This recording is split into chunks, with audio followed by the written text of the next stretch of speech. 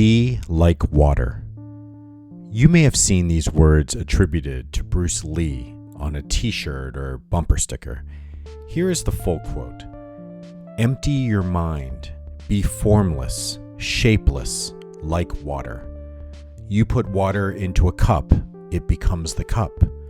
You put water into a bottle, it becomes the bottle. You put it in a teapot, it becomes the teapot.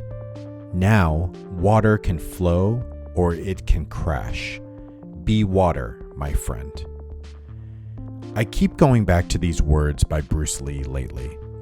They've become my lifeline during these hurricanes I've been weathering. I keep turning this paradox over in my mind. How can something so yielding be so powerful? And why did it take me so long to understand this? I explore this topic in today's episode of The Human Thread. Welcome to The Human Thread, a space for those seeking something real in a world dominated by noise and algorithms.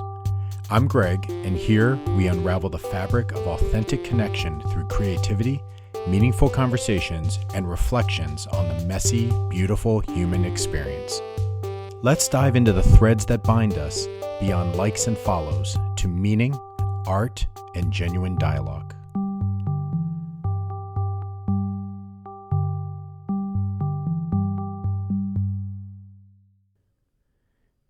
I used to think strength meant standing firm, pushing back, not giving an inch.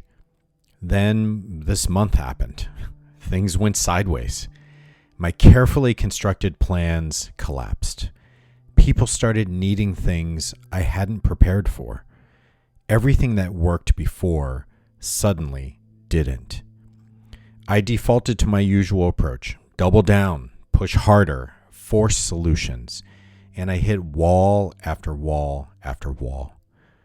One morning, after a particularly tough call, I went for a walk. It had rained earlier in the morning, and there was water running down a pathway, and the water simply moved around every obstacle, sticks, rocks, pine cones, finding new paths without apparent effort. Have I been thinking about strength all wrong? I hate admitting this, but I'm a control freak. Always have been. I build systems, I create plans, I anticipate problems. Control is my security blanket. So when I first considered being like water, it felt like giving up, like I'm admitting defeat. It felt like weakness. But watching that stream of water find perfect, effortless paths made me wonder, what if surrender isn't weakness? What if it's actually the most efficient path forward? That first attempt at letting go was physically uncomfortable. My jaw was clenched. My shoulders were tight. My mind kept racing to worst-case scenarios, but I forced myself to try. Instead of putting up a wall and jumping to my worst-case scenario, I asked, if this happens and it's my new reality, what paths are now available? The relief was immediate, and surprisingly, so were the results.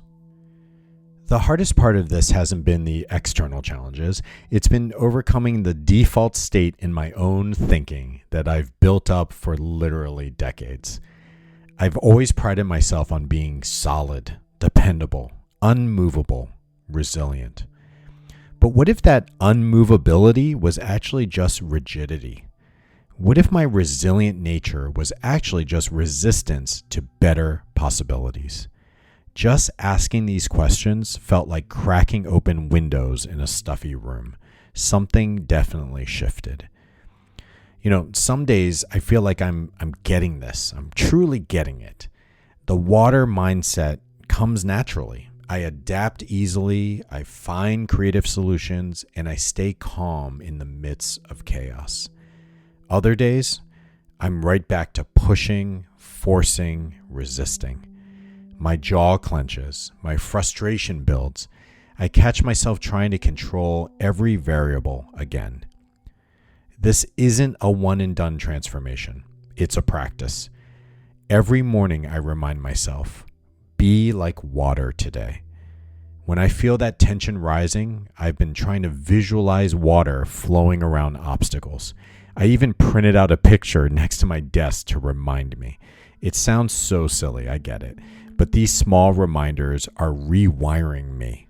The Grand Canyon wasn't carved in a day. It was shaped by water's gentle, relentless presence over millions of years, drop by drop, day by day.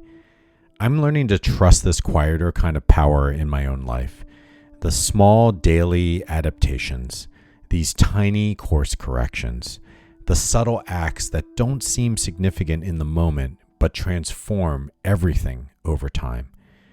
This morning, I looked back at where I was a month ago compared to today.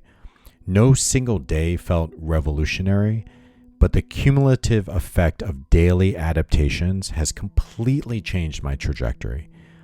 There's something deeply reassuring about this. I don't need dramatic breakthroughs or instant transformations. I just need to keep flowing, keep adapting, keep moving forward consistently. This be like water mindset isn't just helping me navigate business challenges. It's transforming how I approach everything. Arguments with umpires, mind you, they can never hear me through the TV screen. Traffic jams, technology failures, even that inefficient checkout line at my local bakery that used to make me irrationally angry. In each moment of resistance, I now ask, how can I flow through this rather than fight it? Look, I'm still learning. I'm still practicing.